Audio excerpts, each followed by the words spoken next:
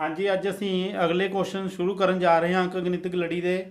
ਤੇ ਮੈਂ ਉਮੀਦ ਕਰਦਾ ਵੀ ਹੁਣ ਤੱਕ ਤੁਸੀਂ ਅੰਕ ਗਣਿਤਕ ਲੜੀ ਅਰਥਮੈਟਿਕ ਪ੍ਰੋਗਰੈਸ਼ਨ ਨੂੰ ਅੱਛੀ ਤਰ੍ਹਾਂ ਸਮਝ ਲਿਆ ਹੋਣਾ ਔਰ ਤੁਹਾਨੂੰ ਹੁਣ ਅੰਕ ਗਣਿਤਕ ਲੜੀ ਦੀ ਬੜੀ ਚੰਗੀ ਤਰ੍ਹਾਂ ਪਹਿਚਾਣ ਹੋ ਚੁੱਕੀ ਹੈ। ਤਾਂ ਇਹ ਸਾਰਾ ਕੁਝ ਮੰਨਦੇ ਹੋਏ ਮੈਂ ਹੁਣ ਅਗਲੇ ਕੁਐਸਚਨਸ ਹੱਲ ਕਰਨ ਜਾ ਰਿਹਾ। ਅੱਜ ਆਪਣਾ ਜਿਹੜਾ ਪਹਿਲਾ ਕੁਐਸਚਨ ਹੈ ਉਸ ਨੂੰ ਆਪਾਂ ਦੇਖਦੇ ਹਾਂ ਜੀ। ਫਰਸਟ ਕੁਐਸਚਨ ਹੈ, ਕਹਿੰਦਾ ਅੰਕ ਗਣਿਤਕ ਲੜੀ AP ਦਾ 31ਵਾਂ ਪਦ ਪਤਾ ਕਰੋ। 31st ਟਰਮ ਫਾइंड करनी है जी, जिसका 11वां पद 38 है। हाँ जी, 11th टर्म दे रखी है वो कितनी है जी 38 और 16वां पद जो है वो 73 है। 16th term is 73। दो चीज़ां तुहानूं देतियां। 11वें टर्म जिहड़ी है 11वां पद है उसकी कीमत दी हुई है 38 और 16वां जो पद है 16 टर्म जो है उसकी वैल्यू कितनी है जी 73। फस्ट ਆਪਾਂ ਨੇ ਕਰਨਾ ਕੀ ਆ, ਇਹਨਾਂ ਦੋਨਾਂ ਦੀ ਹੈਲਪ ਨਾਲ ਅਸੀਂ ਫਸਟ ਟਰਮ A ਸਾਂਝਾ ਅੰਤਰ D ਕਾਮਨ ਡਿਫਰੈਂਸ A ਔਰ D ਪਤਾ ਕਰਨੇ ਆ। ਤਾਂ ਜਦੋਂ ਵੀ ਕੋਈ ਕੁਐਸਚਨ ਇਦਾਂ ਦਾ ਹੱਲ ਕਰਨਾ ਸੀ, ਸਭ ਤੋਂ ਪਹਿਲੇ ਅਸੀਂ ਮੰਨ ਕੇ ਚੱਲਾਂਗੇ ਕਿ ਮੰਨ ਲਓ ਪਹਿਲਾ ਪਦ A ਅਤੇ ਸਾਂਝਾ ਅੰਤਰ D ਹੈ।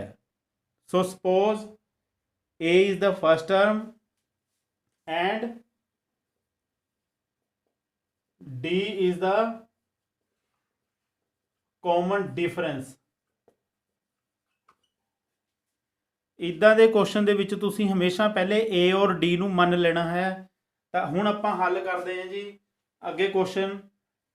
देखो कहता 11वां पद कितना है जी 38। 11वां पद याद करो फॉर्मूला, जी मैं फॉर्मूला तुहानूं रिवाइज करावां। TN is A plus N-1 D।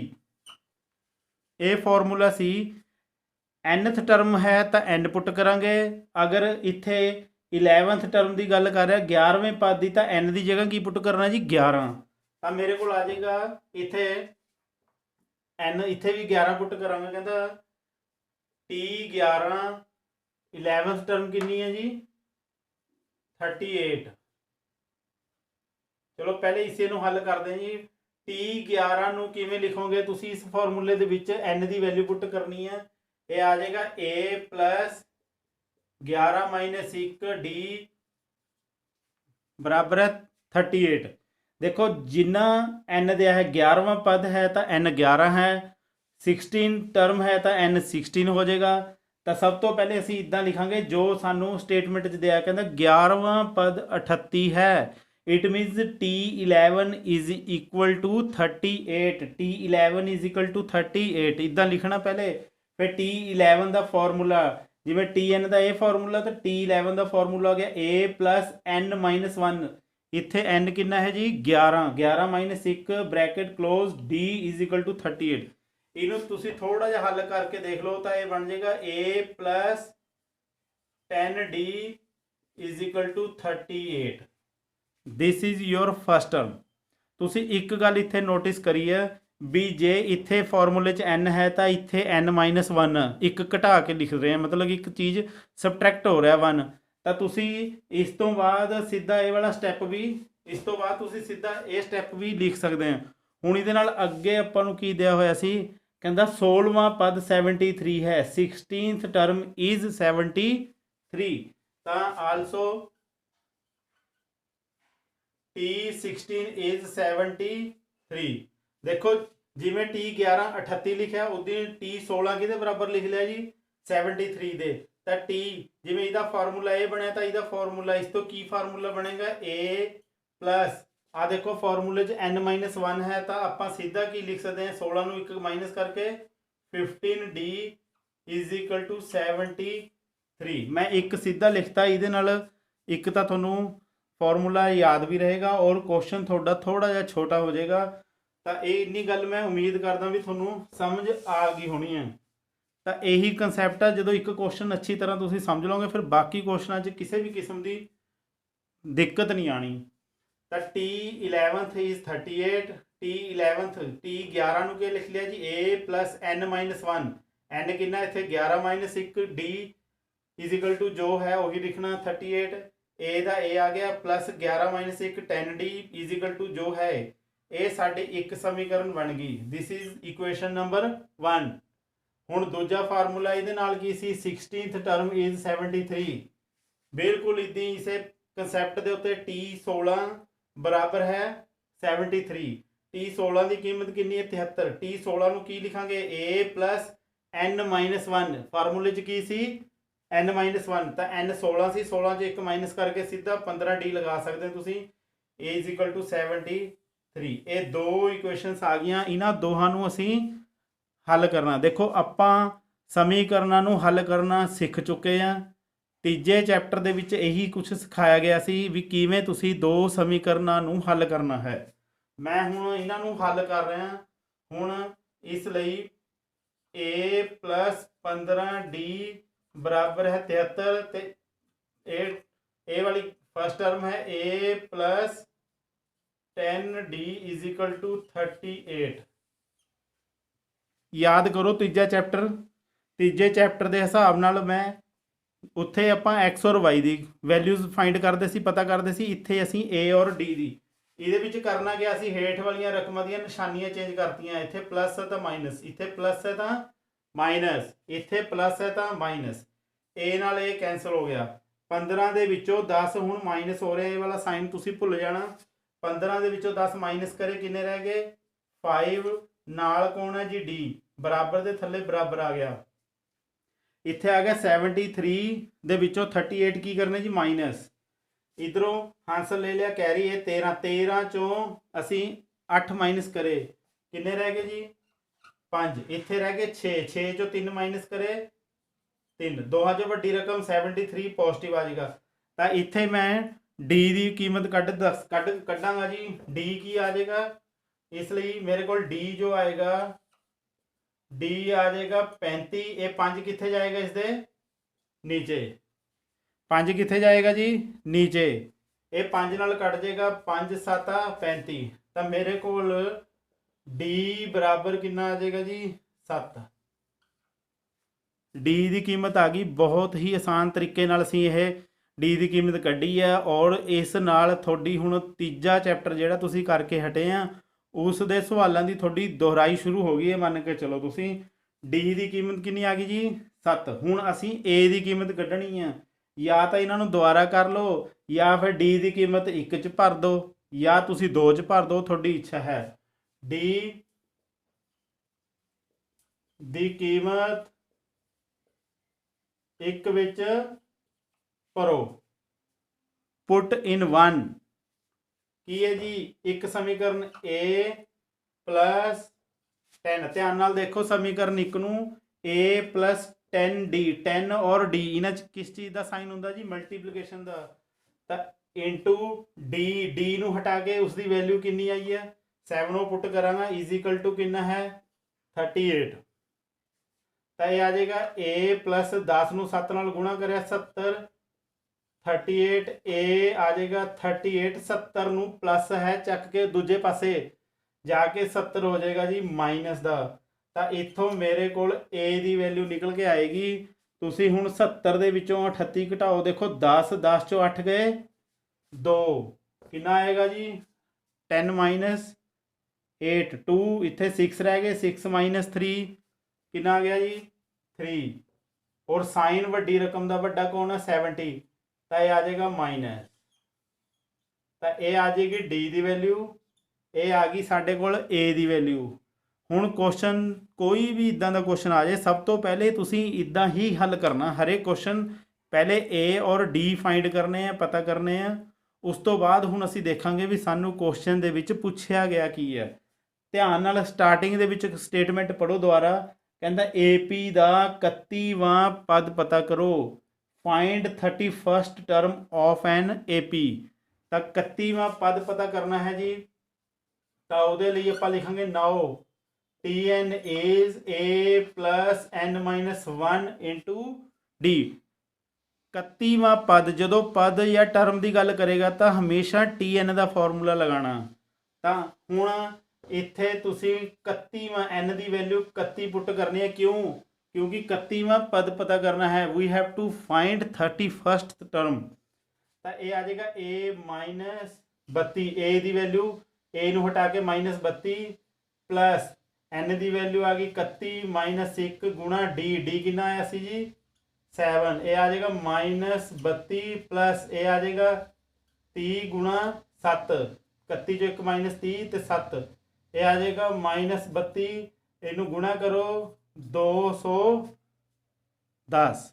ਹੁਣ ਤੁਸੀਂ ਇੱਥੇ ਦੇਖੋ ਇਹ ਮਾਈਨਸ ਹੈ ਪਲੱਸ ਹੈ, ਇਹਨਾਂ ਨੂੰ ਮਾਈਨਸ ਕਰ ਲਓ, ਪਲੱਸ ਮਾਈਨਸ ਮਾਈਨਸ, ਇੱਥੇ 10 ਆ ਗਿਆ, 10 ਦੇ ਵਿੱਚੋਂ 2 ਮਾਈਨਸ ਕਰੇ 8, ਇੱਥੇ 11 ਬਣ ਗਿਆ ਸੀ, ਹੁਣ ਇਹ ਰਹਿ ਗਏ 10, 10 ਚੋਂ 3 ਗਏ, ਇਹ ਆ ਗਏ 7, ਇਹ ਆ ਗਿਆ 1, ਤਾਂ ਆਨਸਰ ਇਜ਼ 178।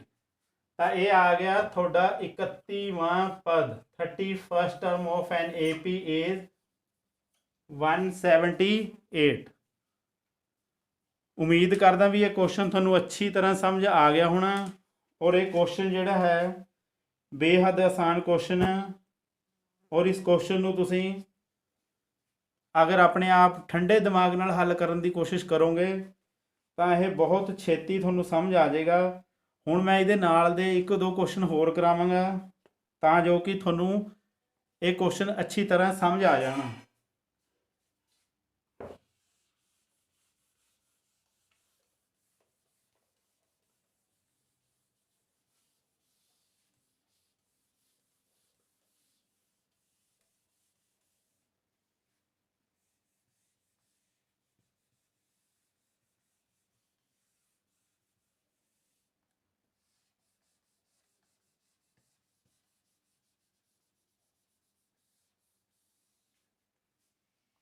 अगला क्वेश्चन है जी, बड़ा सौखे जो क्वेश्चन लेके चलांगा पहले, जेड़ा कि थोनू अच्छी तरह समझ आ जाए।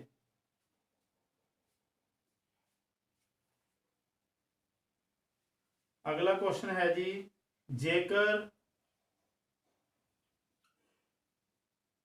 जेकर AP दा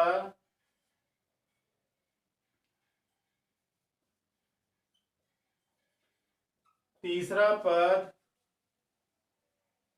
तीसरा अते 9वां पद क्रमवार 4 अते -8 होवे, 4 अते -8 होवे तां इस दा किन्नवां पद सिफर होवेगा, ਤਾਂ ਇਸ ਦਾ ਕਿੰਨਵਾਂ ਪਦ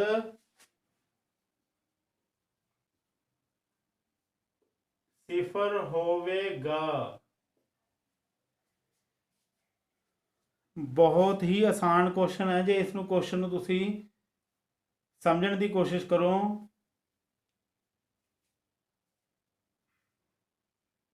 if third and 9th term of an AP are 4 and -8 respectively, then which term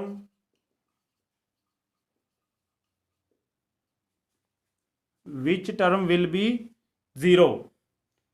हाँ जी, मैं थोड़ा पहले ही दस चुकिया भी अगर इदा का कोई भी क्वेश्चन आता है तो थोड़ा सब तो पहला काम की है जी, असी एक लाइन जरूर लिखनी है हल दे विच कि मान लो पहला पद A अते सांझा अंतर D है, तो एक 2 गल्लां असी लिख लिया। लेट अस सपोज दैट, या तुसी सिंपल लिख सकते हैं let A is the first term and D is the common difference.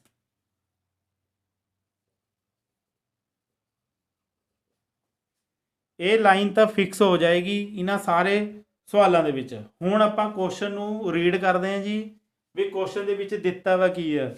देखो कहंदा तीसरा अते 9वां पद क्रमवार 4 अते -8 है। क्रमवार का मतलब की है कि तीजा पद जिहड़ा है वो कितना है 4 है, तो 9वां पद कितना है -8। मीनस कह सकते हैं भी third term is equal to 4 and 9th term is equal to -8 respectively का मतलब यही हुंदा। ਤਾਂ ਆਪਾਂ ਨੂੰ ਦਿਆ ਹੋਇਆ ਕਹਿੰਦਾ ਥਰਡ ਟਰਮ t3 ਬਰਾਬਰ ਹੈ ਥਰਡ ਟਰਮ ਤੀਸਰਾ ਪਦ ਕਿਹਦੇ ਬਰਾਬਰ ਹੈ ਜੀ 4 ਦੇ ਬਰਾਬਰ ਹੈ 4। ਪਹਿਲੇ ਇਹਨੂੰ ਹੱਲ ਕਰ ਲਈਏ। tn the formula Ki C a plus n minus 1 d। ਤਾਂ ਮੈਂ ਇਸ ਫਾਰਮੂਲੇ ਨੂੰ ਅਗਰ ਲਗਾਵਾਂ ਤਾਂ ਇਹਦੀ ਜਗ੍ਹਾ ਕੀ ਆ ਜਾਏਗਾ ਜੀ a plus n। n ਕੌਣ ਹੈ ਮੇਰਾ ਇੱਥੇ 3 3 minus 1 d ਬਰਾਬਰ ਕੀ ਹੈ ਜੋ ਹੈ ਉਹੀ ਰੱਖਾਂਗੇ। ਤਾਂ ਇਹ ਬਣ ਗਿਆ a plus 3 minus 1 ਕਿੰਨਾ ਆ ਜਾਏਗਾ ਜੀ 2d is equal to 4। ਇਹ ਮੇਰੀ ਬਣ ਗਈ ਸਮੀਕਰਨ ਨੰਬਰ 1। ਪਹਿਲੀ ਸਮੀਕਰਨ ਮੇਰੀ ਬਣ ਚੁੱਕੀ ਹੈ ਇਹ a plus 2d is equal to 4 ਇਸ ਫਾਰਮੂਲੇ ਤੋਂ। ਹੁਣ ਕਹਿੰਦਾ ਨੌਵਾਂ ਪਦ ਕਿੰਨਾ ਹੈ -8 ਨੌਵਾਂ ਪਦ but t9 is equal to -8।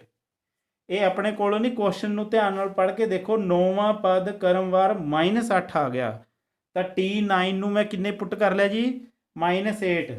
ਦੇਖੋ t9 ਦਾ ਫਾਰਮੂਲਾ ਕੀ ਆ ਜਾਏਗਾ ਇੱਥੇ n ਦੀ ਜਗ੍ਹਾ 9 ਪੁੱਟ ਕਰਾਂਗੇ 9 - 1 ਕਿੰਨਾ ਆ ਜਾਏਗਾ 8। ਤੁਸੀਂ ਇਸ ਨੂੰ ਸਿੱਧਾ ਵੀ ਲਿਖ ਸਕਦੇ ਹੋ। ਕੀ ਲਿਖ ਸਕਦੇ ਹੋ ਸਿੱਧਾ a plus n - 1 9 - 1 8 d is equal to -8।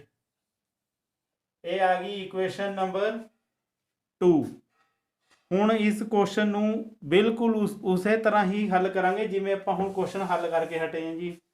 Ki question ਹੱਲ ਕਰਿਆ ਸੀ ਅਸੀਂ ਇਹਨਾਂ ਦੋ ਸਮੀਕਰਨਾਂ ਨੂੰ ਤੀਜੇ ਚੈਪਟਰ ਦੀ ਤਰ੍ਹਾਂ ਹੱਲ ਕਰਕੇ a ਔਰ d ਦੀ ਕੀਮਤ ਕੱਢਣੀ ਆ।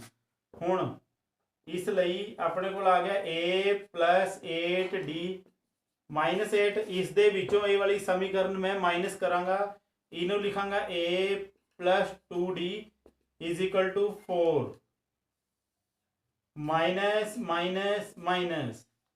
ਸਮਝ ਚੁੱਕੇ ਤੁਸੀਂ ਵੀ ਮੈਂ ਸਾਈਨ ਕਿਉਂ ਚੇਂਜ ਕਰੇ ਆ ਕਿਉਂਕਿ ਤੀਜੇ ਚੈਪਟਰ 'ਚ ਮੈਂ ਸਿਖਾਇਆ ਸੀ ਵੀ ਜਦੋਂ ਇਹਨਾਂ ਦੇ ਗੁਣਾਂਕ ਬਰਾਬਰ ਹੁੰਦੇ ਆ ਤਾਂ ਇਹ ਰਕਮਾਂ ਉਦੋਂ ਕੱਟਦੀਆਂ ਹਨ ਉਦੋਂ ਕੈਂਸਲ ਹੁੰਦੀਆਂ ਜਦੋਂ ਇਹਨਾਂ ਦੇ ਸਾਈਨ ਜਿਹੜੇ ਆ ਉਲਟ ਹੋਣ, ਇੱਕ ਪਲੱਸ ਦਾ ਹੋਵੇ ਇੱਕ ਮਾਈਨਸ ਦਾ। ਜੇ ਦੋਨਾਂ ਦੇ ਨਿਸ਼ਾਨ ਸੇਮ ਹੋਣ ਫਿਰ ਹੇਠ ਵਾਲੀਆਂ ਰਕਮਾਂ ਦੀਆਂ ਨਿਸ਼ਾਨੀਆਂ ਬਦਲਣੀਆਂ ਪੈਂਦੀਆਂ। ਇਸ ਕਰਕੇ a ਦੇ ਵਿੱਚੋਂ a ਮਾਈਨਸ ਹੋ ਗਿਆ, ਇਹ ਪਲੱਸ ਹੈ, ਇਹ ਕਾਹਦਾ ਬਣ ਗਿਆ ਜੀ ਮਾਈਨਸ। प्लस माइनस माइनस 8 चो 2 माइनस करे 6 डी ਦਾ डी आ गया बराबर ਦੇ ਥੱਲੇ बराबर रखना है। ਇਹ ਇੱਕ ਗੱਲ ਦਾ ਖਿਆਲ ਰੱਖਣਾ ਇਹ ਮਾਈਨਸ ਥੱਲੇ ਲਗਾਣਾ ਮਾਈਨਸ ਮਾਈਨਸ ਪਲੱਸ 8 ਤੇ 4 12 ਵੱਡੀ ਰਕਮ ਦੀ ਨਿਸ਼ਾਨੀ। ਵੱਡੀ ਰਕਮ ਦੀ ਨਿਸ਼ਾਨੀ ਹਮੇਸ਼ਾ ਖਿਆਲ 'ਚ ਰੱਖਣੀ ਹੈ। ਤਾਂ ਇੱਥੋਂ डी ਦੀ ਕੀਮਤ ਆ ਜਾਏਗੀ डी ਆ ਜਾਏਗਾ -12 और 6 ਆ ਜਾਏਗਾ नीचे 6 दूनी 12 6 दूनी 12 ਦਾ ਮਤਲਬ ਹੈ ਇਸ ਲਈ d ਦੀ ਕੀਮਤ ਕਿੰਨੀ ਆ ਗਈ ਮੇਰੇ ਕੋਲ d ਆ ਗਿਆ ਮੇਰਾ -2 d is equal to -2। ਹਾਂਜੀ d -2 ਆ ਚੁੱਕਿਆ ਮੇਰਾ। ਹੁਣ ਮੈਂ ਕੀ ਪਤਾ ਕਰਨਾ ਹੈ ਜੀ a। ਤਾਂ d ਦੀ ਕੀਮਤ ਕਿੱਥੇ ਪੁੱਟ ਕਰਾਂਗੇ 1 ਵਿੱਚ। d ਦੀ ਕੀਮਤ समीकरण 1 ਵਿੱਚ ਭਰੋ। ਤੁਸੀਂ 2 ਚ ਵੀ ਭਰ ਸਕਦੇ ਆ, ਜ਼ਰੂਰੀ ਨਹੀਂ ਵੀ 1 ਚ ਹੀ ਭਰਨੀ ਹੁੰਦੀ ਹੈ ਇਹ, ਤੁਸੀਂ 2 ਚ ਵੀ ਪੁੱਟ ਕਰ ਸਕਦੇ ਆ। ਮੈਂ 1 ਚ ਭਰ ਰਿਹਾ ਜੀ। ਇਹ ਆ ਜਾਏਗਾ a। 1 ਨੂੰ ਧਿਆਨ ਨਾਲ ਦੇਖੋ ਇਸ ਸਮੀਕਰਨ ਚ ਪੁੱਟ ਕਰ ਰਿਹਾ a + 2 ਇਹਨਾਂ ਚ ਕਿਸ ਚੀਜ਼ ਦਾ ਸਾਈਨ ਹੁੰਦਾ ਜੀ ਮਲਟੀਪਲੀਕੇਸ਼ਨ ਦਾ, ਮਲਟੀਪਲਾਈ ਦਾ ਸਾਈਨ d ਨੂੰ ਹਟਾ ਕੇ ਕੀ ਭਰਨਾ ਹੈ -2। ਮਾਈਨਸ ਦੀ ਰਕਮ ਹਮੇਸ਼ਾ ਬ੍ਰੈਕਟ ਚ ਬਰਾਬਰ ਜੋ ਹੈ ਆਪਾਂ ਨੇ ਉਹੀ ਰੱਖਣਾ a + 2 ਗੁਣਾ d ਦੀ ਵੈਲਿਊ ਬਰਾਬਰ ਕੀ ਹੈ 4। ਇਹ ਸਾਰਾ ਕੁਝ ਇੱਥੇ ਆ ਗਿਆ ਆਪਣੇ ਕੋਲ। ਹੁਣ ਇਹਨੂੰ ਹੱਲ ਕਰੀਏ ਤਾਂ ਇਹ ਤੁਸੀਂ ਸਾਈਨ ਦੇਖੋ ਪਲੱਸ ਮਾਈਨਸ ਮਾਈਨਸ 2 दूनी 4 ਬਰਾਬਰ ਹੈ 4। ਇਹ ਆ ਜਾਏਗਾ 4, ਇਹ 4 ਇੱਧਰ ਮਾਈਨਸ ਹੈ ਦੂਜੇ ਪਾਸੇ ਜਾ ਕੇ ਪਲੱਸ ਹੋ ਜਾਏਗਾ ਤਾਂ ਇਹ ਆ ਜਾਏਗਾ ਸਾਡੇ ਕੋਲ 4 + 4 8। ਸਾਡੇ ਕੋਲ d ਵੀ ਆ ਗਿਆ ਔਰ ਸਾਡੇ ਕੋਲ a ਵੀ ਆ ਗਿਆ। ਦੋਨੋਂ ਕੀਮਤਾਂ ਜਦੋਂ ਪਤਾ ਚੱਲ ਗਈਆਂ ਬਸ ਫਿਰ ਤਾਂ ਸਾਡਾ ਸਵਾਲ ਸਮਝ ਲਓ ਹੱਲ ਹੋ ਗਿਆ। ਹੁਣ ਅਸੀਂ ਕੁਐਸਚਨ ਨੂੰ ਧਿਆਨ ਨਾਲ ਦੁਬਾਰਾ ਰੀਡ ਕਰਨਾ ਔਰ ਕੁਐਸਚਨ ਦੇ ਵਿੱਚ ਇਹ ਦੇਖਣ ਦੀ ਕੋਸ਼ਿਸ਼ ਕਰਨੀ ਹੈ ਵੀ ਅਸੀਂ ਪਤਾ ਕੀ ਕਰਨਾ। ਤਾਂ ਕੁਐਸਚਨ ਨੂੰ ਧਿਆਨ ਨਾਲ ਦੇਖੋ। ਐਂਡ ਦੇ ਵਿੱਚ ਕਹਿੰਦਾ ਇਸ ਦਾ ਕਿੰਨਵਾਂ ਪਦ ਸਿਫਰ ਹੋਵੇਗਾ। ਕਿੰਨਵਾਂ ਪਦ ਸਿਫਰ ਹੋਵੇਗਾ। ਬੜੀ ਇੰਪੋਰਟੈਂਟ ਚੀਜ਼ ਹੈ, ਜੇ ਤੁਸੀਂ ਇਸ ਚੀਜ਼ ਨੂੰ ਧਿਆਨ ਨਾਲ ਦੇਖਣ ਦੀ ਕੋਸ਼ਿਸ਼ ਕਰੋ ਵੀ ਹੁਣ ਪਿਛਲੇ ਕੁਐਸਚਨ ਦੇ ਨੂੰ ਧਿਆਨ ਨਾਲ ਨਜ਼ਰ ਮਾਰ ਕੇ ਦੇਖੋ। ਪਿਛਲੇ ਕੁਐਸਚਨ ਦੇ ਵਿੱਚ ਆਪਾਂ ਨੇ 31ਵਾਂ ਪਦ ਪਤਾ ਕਰਿਆ ਸੀ, ਤਾਂ TN ਕਿਹਦੇ ਬਰਾਬਰ ਰੱਖ ਲਿਆ ਸੀ ਜੀ, N 31। ਤਾਂ ਇੱਥੇ ਕੀ ਕਰਾਂਗੇ ਹੁਣ, ਤਾਂ ਇੱਥੇ ਸਾਨੂੰ ਇਹ ਨਹੀਂ ਪਤਾ ਵੀ ਕਿੰਨਵਾਂ ਪਦ ਸਿਫਰ ਹੋਵੇਗਾ, ਚੌਥਾ ਪਦ ਹੋਏਗਾ, ਪੰਜਵਾਂ ਹੋਏਗਾ, 10ਵਾਂ ਹੋਏਗਾ, 100ਵਾਂ ਹੋਏਗਾ, ਕਿੰਨਵਾਂ ਪਦ ਜਿਹੜਾ ਹੈ ਇਸ ਦਾ ਸਿਫਰ ਹੋਏਗਾ। ਕਹਿੰਦਾ ਵਿਚ ਟਰਮ ਵਿਲ ਬੀ ਜ਼ੀਰੋ, ਕਿਹੜੀ ਟਰਮ ਜ਼ੀਰੋ ਹੋਏਗੀ ਸਾਨੂੰ ਨਹੀਂ ਪਤਾ ਇਸ ਚੀਜ਼ ਦਾ। ਤਾਂ ਜਦੋਂ ਸਾਨੂੰ ਕੋਈ ਚੀਜ਼ ਪਤਾ ਨਹੀਂ ਹੁੰਦੀ ਤਾਂ ਅਸੀਂ ਹਮੇਸ਼ਾ ਮੰਨ ਕੇ ਚੱਲਦੇ ਹਾਂ। ਮੈਥ ਦੇ ਵਿੱਚ ਆਪਾਂ ਜੇ ਯਾਦ ਹੋਏਗਾ ਤਾਂ ਜਦੋਂ ਕੋਈ ਚੀਜ਼ ਸਾਨੂੰ ਪਤਾ ਨਹੀਂ ਹੁੰਦੀ ਅਸੀਂ ਮੰਨ ਲੈਂਦੇ ਹਾਂ ਨਾ ਵੀ ਮੰਨ ਲਓ x, ਮੰਨ ਲਓ y। ਤਾਂ ਅੰਕ ਗਣਿਤਕ ਲੜੀ ਦੇ ਵਿੱਚ ਜਦੋਂ ਸਾਨੂੰ ਕੋਈ ਵੀ ਟਰਮ ਨਹੀਂ ਪਤਾ ਤਾਂ ਅਸੀਂ ਮੰਨ ਕੇ ਚੱਲਾਂਗੇ ਕਿ ਮੰਨ ਲਓ TN ਬਰਾਬਰ 0 ਹੈ। ਇਹ ਮੈਂ ਮੰਨ ਲਿਆ। 0 ਕਿਉਂ ਮੰਨਿਆ, ਕਿਉਂਕਿ ਉਹਨਾਂ ਨੇ ਪੁੱਛਿਆ 0 ਵਾਲਾ। ਜੇ ਉਹ ਇੱਥੇ ਕੁਝ ਹੋਰ ਪੁੱਛਦੇ ਤਾਂ ਮੈਂ ਇੱਥੇ 0 ਦੀ ਜਗ੍ਹਾ ਕੁਝ ਹੋਰ ਲਿਖਦਾ। ਹੁਣ ਜੋ ਕੁਐਸਚਨ ਦੇ ਵਿੱਚ ਪੁੱਛਿਆ ਗਿਆ ਬਿਲਕੁਲ ਉੱਦਾਂ ਹੀ ਅਸੀਂ ਲਿਖ ਲਿਆ।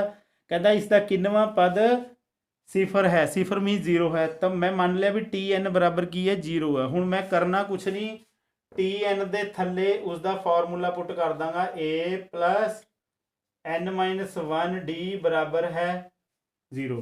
ਬਰਾਬਰ ਦੇ ਥੱਲੇ ਬਰਾਬਰ, 0 ਦਾ 0, TN ਦੇ ਥੱਲੇ TN ਦਾ ਫਾਰਮੂਲਾ। ਹੁਣ ਆਪਾਂ ਨੂੰ A ਔਰ D, A ਵੀ ਪਤਾ ਹੈ ਔਰ D ਵੀ ਪਤਾ ਹੈ। ਪੁੱਟ ਕਰ ਦੋ। A ਦੀ ਵੈਲਿਊ ਕਿੰਨੀ ਹੈ ਜੀ, 8 ਪਲੱਸ ਬ੍ਰੈਕਟ 'ਚ N-1 D ਕਿੰਨਾ ਹੈ ਜੀ, -2। ਮਾਈਨਸ ਨੂੰ ਹਮੇਸ਼ਾ ਬ੍ਰੈਕਟ 'ਚ ਰੱਖਣਾ, ਨਹੀਂ ਤਾਂ ਇਹਨੇ ਕਹਾਣੀ ਵਿਗਾੜ ਦੇਣੀ ਆ। ਤਾਂ ਹੁਣ ਇਹ 8 ਜਿਹੜਾ ਹੈ ਮੈਂ ਉੱਧਰ ਲੈ ਜਾਵਾਂਗਾ, ਇਹਨੂੰ ਮੈਂ ਹਲੇ ਕੁਛ ਨਹੀਂ ਕਰਦਾ, ਇਹਨੂੰ ਇੱਦਾਂ ਹੀ ਰੱਖਣਾ ਹੈ। N-1 ਗੁਣਾ -2, ਇਹ 8 ਨੂੰ ਦੂਜੇ ਪਾਸੇ ਲੈ ਜਾਓ, ਇਹ ਹੋ ਜਾਏਗਾ -8। ਕੀ ਹੋ ਜਾਏਗਾ ਜੀ, -8। ਤੁਸੀਂ ਇੱਥੇ ਦੇਖੋ N-1 ਤੇ -2 ਆਪਸ ਵਿੱਚ ਕੀ ਹੋ ਰਿਹਾ ਜੀ, ਗੁਣਾ। ਜਦੋਂ ਕੋਈ ਦੋ ਰਕਮਾਂ ਗੁਣਾ ਹੁੰਦੀਆਂ ਹੋਣ ਤਾਂ ਅਗਰ ਇੱਕ ਰਕਮ ਦੂਜੇ ਪਾਸੇ ਲੈ ਕੇ ਜਾਈਏ ਤਾਂ ਉੱਧਰ ਜਾ ਕੇ ਉਹ ਭਾਗ ਹੋ ਜਾਂਦੀ ਹੈ।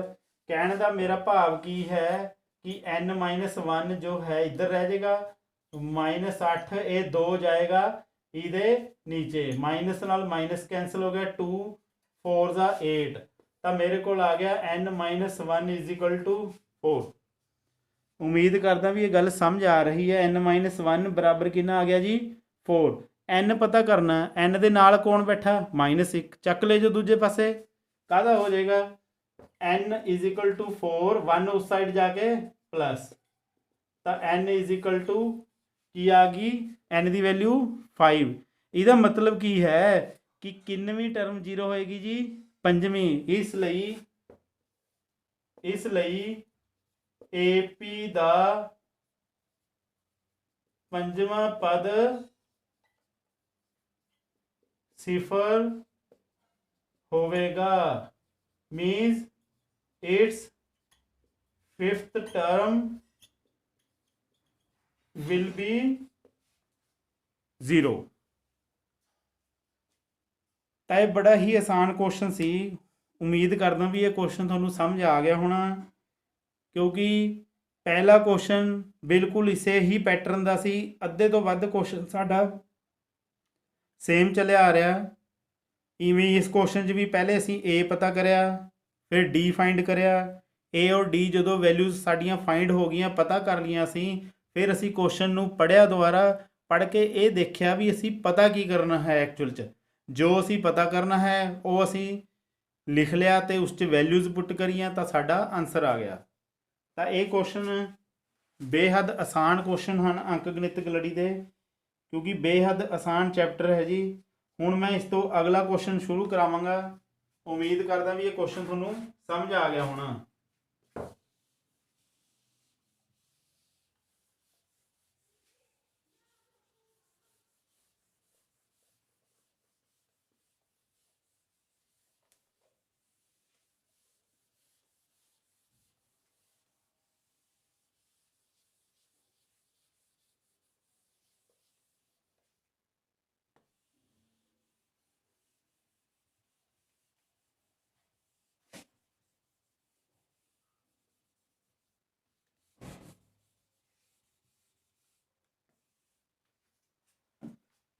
ਅਗਲਾ ਕੁਐਸਚਨ ਬਹੁਤ ਆਸਾਨ ਕੁਐਸਚਨ ਹੈ। ਅਗਰ ਤੁਸੀਂ ਇਸ ਕੁਐਸਚਨ ਨੂੰ ਧਿਆਨ ਨਾਲ ਸਮਝੋ ਤਾਂ ਬੇਹੱਦ ਆਸਾਨ ਕੁਐਸਚਨ ਹੈ ਜੀ। ਕੁਐਸਚਨ ਹੈ, ਕਹਿੰਦਾ ਕਿਸੇ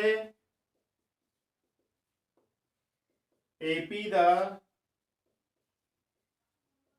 17ਵਾਂ ਪਦ ਉਸ ਦੇ 10ਵੇਂ ਪਦ ਤੋਂ 7 ਵੱਧ ਹੈ ਤਾਂ ਸਾਂਝਾ ਅੰਤਰ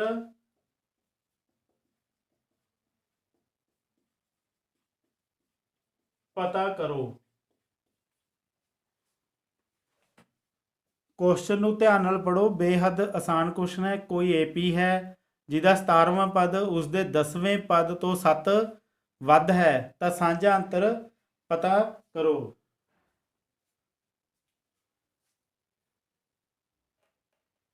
ਅਗਰ ਇਹਦੀ ਸਟੇਟਮੈਂਟ ਆਪਾਂ ਇੰਗਲਿਸ਼ 'ਚ ਵੀ ਲਿਖ ਸਕਦੇ ਹਾਂ। ਕਹਿੰਦਾ ਇਨ ਐਨ ਏਪੀ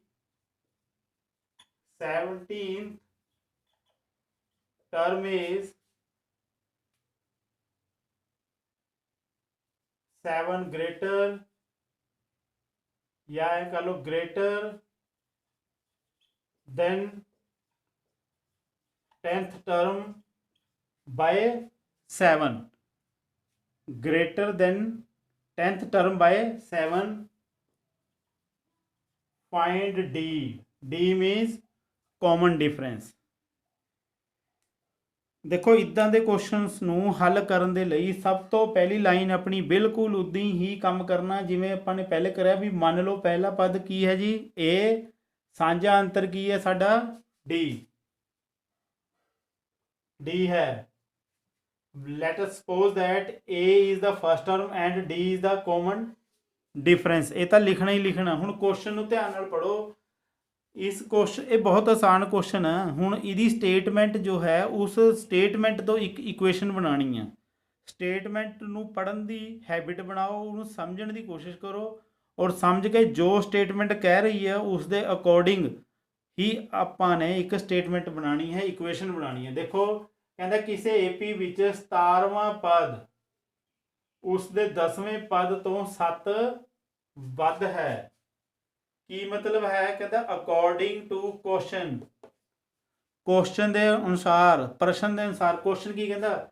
17ਵਾਂ ਪਦ ਜਿਹੜਾ ਹੈ T17 10ਵੇਂ ਪਦ ਤੋਂ T10 ਤੋਂ 7 ਵੱਧ ਹੈ। ਜੇ ਵੱਧ ਕਹੇਗਾ ਤਾਂ ਪਲੱਸ ਲਗਾਉਣਾ ਹੈ, ਜੇ ਘੱਟ ਕਹੇਗਾ ਤਾਂ ਮਾਈਨਸ। ਮੀਨਸ ਜੇ ਗ੍ਰੇਟਰ ਹੈ ਤਾਂ ਪਲੱਸ, ਅਗਰ ਲੈਸਰ ਹੈ ਤਾਂ ਮਾਈਨਸ। ਕੁਐਸਚਨ ਨੂੰ ਦੇਖੋ ਧਿਆਨ ਨਾਲ, ਕੌਣ ਵੱਡਾ ਹੈ? ਪਹਿਲੇ ਇਹ ਦੇਖੋ 17ਵਾਂ ਪਦ ਜਿਹੜਾ ਹੈ ਉਹ ਕੀ ਆ? ਵੱਡਾ। ਇੱਧਰ ਰੱਖ ਲਿਆ ਬਰਾਬਰ। 10ਵਾਂ ਪਦ ਇਹ ਲਿਖ ਲਿਆ। ਹੁਣ ਤੁਸੀਂ ਵਿੱਚ ਬਰਾਬਰ ਦਾ ਸਾਈਨ ਪਾਣਾ। ਤੱਖੜੀ ਨੂੰ ਯਾਦ ਕਰੋ ਵੀ ਤੱਖੜੀ ਦੇ ਦੋਨੋਂ ਪਲੜੇ ਬਰਾਬਰ ਕਦੋਂ ਹੁੰਦੇ ਆ? ਜਦੋਂ ਤੁਸੀਂ ਜਿੱਧਰ ਘੱਟ ਹੈ ਉਧਰ ਪਾਓਗੇ ਤਾਂ ਬਰਾਬਰ ਹੋਏਗੀ। ਜਿਹੜੀ ਪਹਿਲੀ ਵੱਡੀ ਹੈ ਇਹ ਵੱਡੀ ਸੀ, ਇਸ ਕਰਕੇ +7 ਮੈਂ ਛੋਟੇ ਵਾਲੇ ਪਾਸੇ ਐਡ ਕਰਾਂਗਾ ਤਾਂ ਜੋ ਕਿ ਦੋਨੋਂ ਜਿਹੜੇ ਆ ਉਹ ਬਰਾਬਰ ਹੋ ਜਾਣ। ਦੁਬਾਰਾ ਦੇਖੋ ਕੁਐਸਚਨ ਨੂੰ, ਕਹਿੰਦਾ 17ਵਾਂ ਪਦ T17 ਉਸ ਦੇ 10ਵੇਂ ਪਦ T10 ਤੋਂ 7 ਵੱਧ ਹੈ। ਤੋਂ ਵੱਧ ਮੀਨਸ +7, ਤੋਂ ਘੱਟ ਆਏਗਾ ਤਾਂ ਮਾਈਨਸ ਕਰਨਾ ਸੀ। ਮੀਨਸ 17th ਟਰਮ ਇਹ ਵਾਲੀ ਇਜ਼ ਗ੍ਰੇਟਰ। ਕੌਣ ਗ੍ਰੇਟਰ ਹੈ ਜੀ? 17th term. ਇੱਧਰ ਲਿਖ ਲਈ = ਟੂ ਦਾ ਸਾਈਨ ਪਾ ਲਿਆ। ਕਿਸ ਤੋਂ ਗ੍ਰੇਟਰ ਹੈ? 10th ਟਰਮ 10ਵੀਂ ਟਰਮ ਤੋਂ ਬਾਏ 7। Bye means +7। ਤਾਂ ਇਹ ਇਕੁਏਸ਼ਨ ਜਦੋਂ ਤੁਹਾਨੂੰ ਬਣਾਉਣੀ ਆ ਗਈ ਬਸ ਕੁਐਸਚਨ ਹੱਲ ਹੋ ਗਿਆ।